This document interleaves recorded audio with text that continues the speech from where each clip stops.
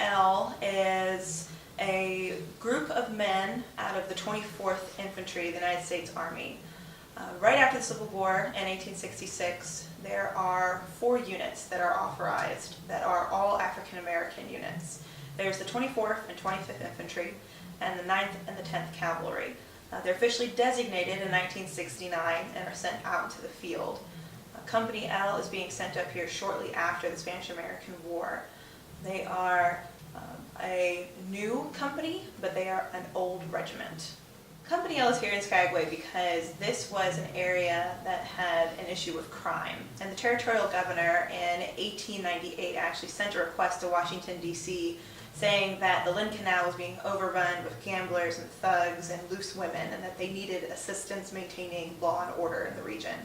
Another reason they're being sent here is because there is a border dispute happening between the United States and Canada, and they want to have a military presence nearby to shore up this border.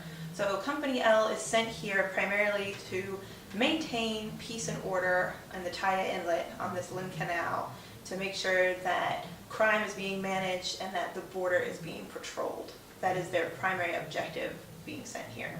So Lynch and Kennedy is the permanent barrack that was eventually built by the men of Company L for them to inhabit. When they first arrived here, leaving Camp Dai, they had no place to go. 100 men arrive en masse and they have no quarters to live in. They're going to start camping at first, and they're going to set up a campsite on the property of a local man named William Moore, and they're eventually going to secure a lease on one of the hotels in town, the Hotel Astoria. And while they are leasing this space, they are building their permanent barrack. And Lynch and Kennedy is that barrack that was constructed by the men. The men of Company L were very short-lived as far as their service here in Alaska, but it's a story that's worth telling because this is a layer of our park's history.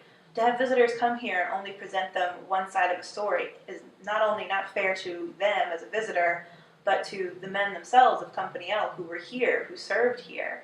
They are just as much a part of the narrative of this park as anybody else, and they deserve to have their story told. And at the end of the day, it feeds into a much bigger picture. This is the centennial year of the National Park Service, and the Park Service is arguably started by Buffalo soldiers. Company L is a part of that legacy. The same time Company L is serving here in Alaska, you have mounted 24th Infantrymen down in what is eventually going to turn into Yosemite National Park. So these men are separated by thousands of miles, but they're still serving under the same notion of the betterment of our country. And national parks have been called America's best idea, and Company L and Buffalo soldiers were a part of making that idea come true.